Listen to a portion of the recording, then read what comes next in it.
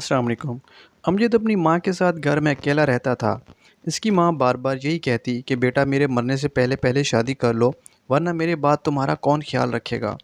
अमजद अपनी हर बार यही कह के टाल देता कि अम्मी जान अभी मुझे कोई अच्छी नौकरी मिल जाए फिर शादी भी कर लूँगा, क्योंकि वो जो नौकरी कर रहा था इससे वो मुतमईन नहीं था। कुछ अर्सा गुजरा तो अमजद को एक अच्छी नौकरी मिली, तो उसने वो कंपनी ज्वाइन कर ली। अब इसका शादी ना करने का बहाना भी ख़त्म हो गया और नौकरी मिलने के कुछ अर्सा बाद ही अमजद की शादी हो गई। शादी के कुछ माह बाद ही अमजद की अम्मी जान वफ़ात पा गईं और घर में सिर्फ दोनों मियाँ बीवी अकेले रह गए। अमजद सुबह ऑफिस चला जाता और शाम को घर वापस आता। कुछ अरसा ही गुजरा था कि अमजद को महसूस होने लगा कि इसकी बीवी अब पहले की तरह इससे प्यार नहीं करती और ना इसका अब पहले की तरह ख्याल रखती है।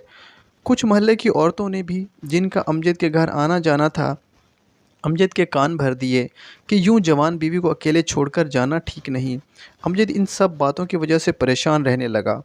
आखिर वो सिर्फ शक की बिना पर अपनी बीवी को कुछ कैसे कह सकता था और ना ही कुछ पूछ सकता था। एक दिन इसने फैसला कर लिया कि घर में खुफिया कैमरे लगा कर देखे कि इसकी बीवी सारा दिन घर में क्या करती है और इससे मिलने कौन कौन आता है। एक दिन इसने बीवी को इसके मैके भेज दिया और सारे घर में खुफिया कैमरे लगवा दिए। अब अमजद रोज़ाना इन कैमरों को देखता कि इसकी बीवी सारा दिन घर में क्या करती है, कोई इससे मिलने आता है या ये किसी को मिलने जाती है। लेकिन जो कुछ अमजद ने देखा वो सब इसकी सोच से अलग था। इसकी बीवी सारा दिन घर के कामों के बाद सिर्फ नमाज़ पढ़ने और कुरान पाक की तिलावत में गुजार देती थी। वो एक नेक और पारसा औरत थी। अमजद को यह सब देखकर बहुत ज़्यादा हैरत हुई और शर्मिंदगी महसूस करने लगा।